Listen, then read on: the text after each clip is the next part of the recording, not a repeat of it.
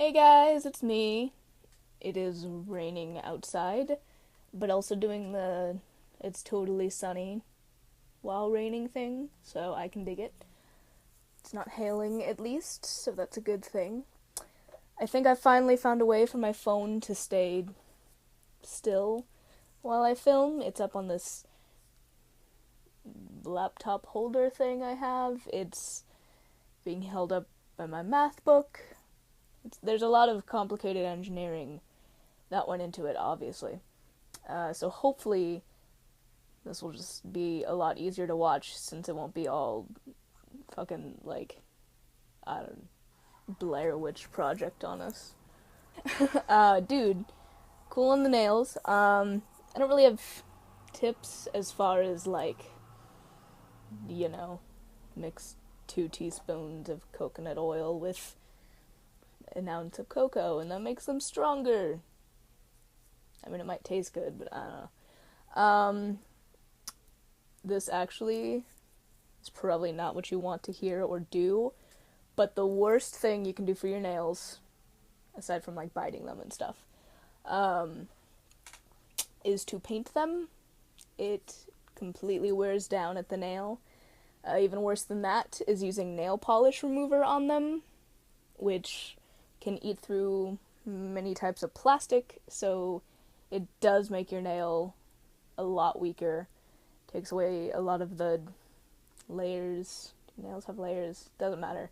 Nail polish and nail polish remover are really bad for your nails. Especially don't get fake nails. That's even worse than painting them, because that just will tear your nails off and just destroy them. But I mean, definitely not biting them is a good start. And you can paint them. It's not like, you're going to waste your nails down to nothing. It's just they're going to be, depending on how much you do it, they're going to be really weak. And they'll break easier, and they'll be a lot thinner. So they'll bend easier. Yeah, so like, this nail, you can't really see, but it doesn't really bend. It's pretty, like, firm. It's, I guess, thick for a nail. Whereas this one, right here, if you can see, it just like bloop. So I can feel it. I don't know if you can see it. It's weak. It just feels thin. It's gross. I hate it. But my nails are actually really short now. Aside from that, I don't really have anything. Buffing your nails is good at the edges. You can buff the tops. It's just don't do that too often because that wears down at the nail. But every once in a while it's fine, It's not like a huge deal even if you do it every day. After a while that'll wear it down, but if you do it like 5 times a day, then you're going to waste your nail away pretty quick. Yeah. And then the letter from Watsky. Oh my god. Okay, I opened my mailbox and I was so excited, except I couldn't freak out until I got back to my room. So I'm just walking back to my room, smiling like a weirdo, holding a letter. It's short, it's 1 page, but like, I don't care. Here it is. I don't know if you can read it. So I'll read it for you. Actually, you could probably see that, but I'm still gonna read it. It says, Savannah, thank you for the letter and congrats on your speech success. I totally bragged about it because, like, why wouldn't I? Where am I? Keep reppin' the Bay. Close enough. To quote Kanye, everything I'm not makes me everything I am. I appreciate your support, and I hope you have a fabulous year. Hella love, Watsky. So, I told him about how everyone here makes fun of me for saying hella. Even though we're in NorCal now. Like, get used to it. No. But, yeah, so that was super awesome. Totally made my week. Anyways, Sophie, I didn't get to see your video. Like I said, it's private.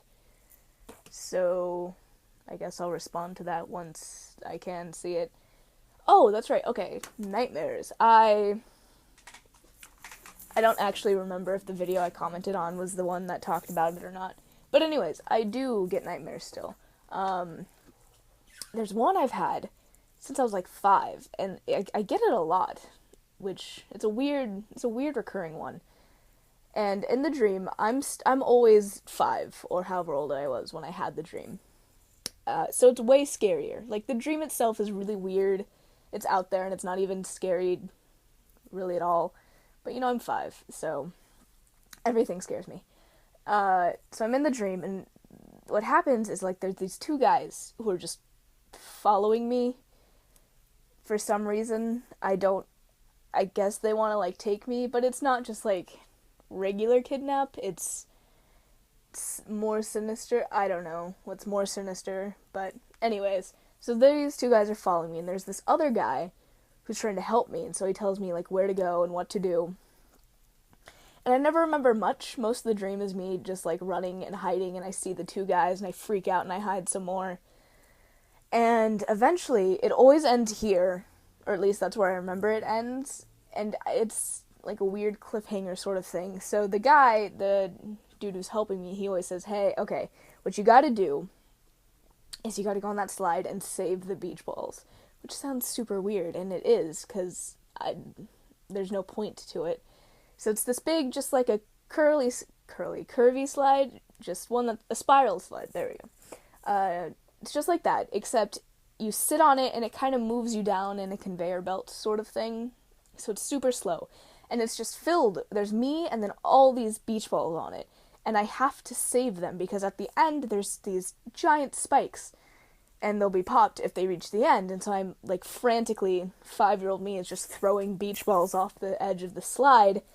And then somewhere along, like, at some point while all this slide action is happening, there's these two guys still trying to get me, and I don't know if saving the beach balls will actually, like, help me run away, but I have to do it, and it's so scary because, like, how can I? I don't know, it's super weird. Talking about it, it's more surreal than anything, but when I have it, it's always really scary. So yeah, that's my 13-year recurring nightmare. There was one I had a few weeks ago. I actually think it was, what are they called? Not, like, sleep paralysis. So, it was not fun at all. But, it was when I was sleeping on the couch. Because Paige came home, I think that night. And that night I was really tired, or I didn't feel good or something, and I'd been trying to go to bed since, like, 7 or 8. And it just wasn't working. So around 10 or 11, Paige comes home from some golf trip, and I'm still kind of awake, but, like, laying in bed, all my lights are off, so as far as everyone else knows, I'm asleep. It's just creepy. It's like, they all think I'm asleep. What am I actually doing? So Paige gets home, and she passes out around 11:30, which is actually pretty early for her. So I'm trying to sleep. She is just out. And I know that because at about 11:45, maybe 12, her alarms start going off.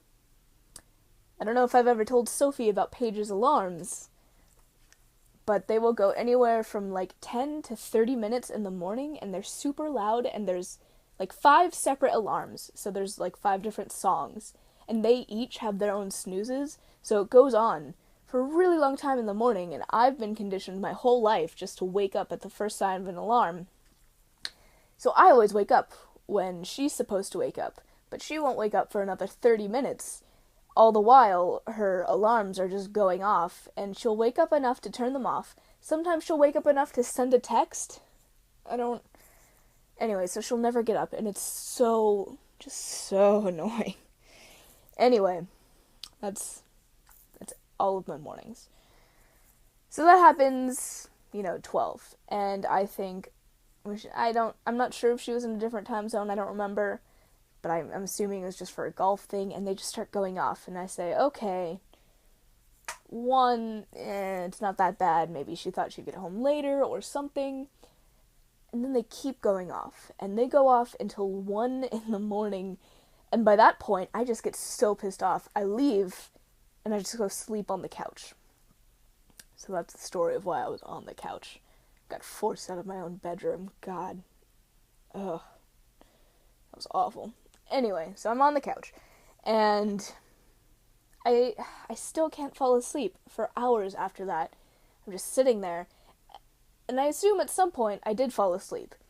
Except I kind of wake back up at 3 or 4-ish. I think it was closer to 4. And I wake up and I see someone standing in our hallway. It's really just like an open area where the 2 bedroom doors and the bathroom door open up to. So there was someone standing there, and I thought maybe it was someone walking to the bathroom, except I keep looking and they're still just standing there. And it's super dark, except that person is just like even darker. So they've got their own silhouette going while the rest of the room is dark, which is creepy enough. And then they're just standing there facing me, which is even creepier. And the more I look at it, the more she looks like some weird, like the witch from the Wizard of Oz episode of Supernatural, mixed with the chick from The Grudge and the chick from The Ring, just all kind of put together. Like the hair kind of stringy and dirty looking, just really long and covering, and just gross, creepy face and dark eyes, and so she's just there. And I know, like, usually with sleep paralysis, at least from what I've heard, is usually like they'll do something with you. Like, you can see them coming and you can, like, feel them sit on you or touch you or something. And I don't know what's up with Sophie's thing, if that's what that is or not, or if you ever got anything like that. But she was just standing there. And I don't move. I don't know if I could or not, but why the fuck would I move? Like, where am I gonna go? So I just lay there, and I'm like, all right, this is all happened in the span of like a few minutes. Just me realizing she's there and not moving, and also not one of my suite mates. So I'm like, okay. So I close my eyes for a little while. I open back up. She's still there, kind of swaying, mild breeze going on in the hallway. And so I keep doing that. I keep closing my eyes and opening them. She's still there. Sometimes she moves. Sometimes it looks like she's talking, but she's not. And it's so creepy. And I'm just terrified, and I can't do anything. What am I gonna do? Like, if I yell, everyone's just gonna wake up, and then what would that solve? And if I got up, then the only place I could go is move closer to her. So I just kind of stay on the couch and wait it out, which was terrifying because I couldn't fall asleep, because every time I close my eyes, I'm like, I know she's still there. I wake up, I open my eyes, and she's still there. I'm pretty sure I was awake at that point, because I could, like, feel things, I guess, like, around me. I don't know, not like I'm sensing something, but, like, I physically feel myself against whatever. So that was my last one that I remember. That was super scary. Don't know what was up with that, but yeah, the only time Sophie freaked out while we were sleeping together was at State, and I actually don't remember. But Cassie, from what I gather from her, I guess Sophie freaks out. She sits up. She's like, "There's someone at the closet." I don't know how loud she was yelling, but she's freaking out. She's pointing at the closet. There's someone in there.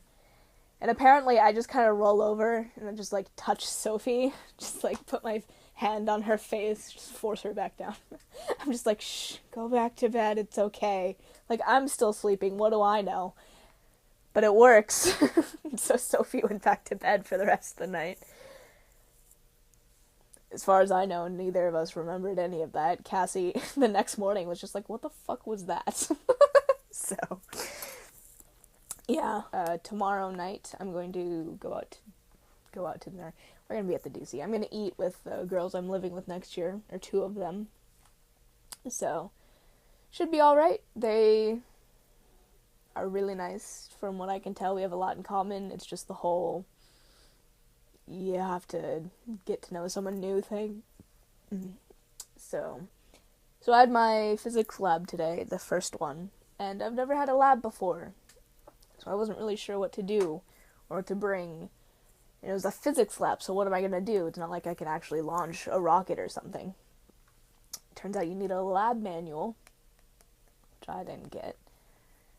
But it was okay. The TA was pretty cool. He said the first one you get a pass on.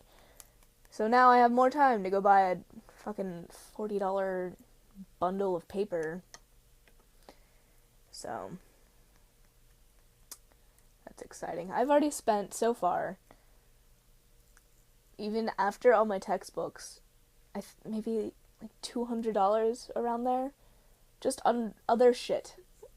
What am I doing with all this stuff? It's so, God, it's so stupid. I hate it. I have to buy all, college is just one big ripoff. But what are you gonna do?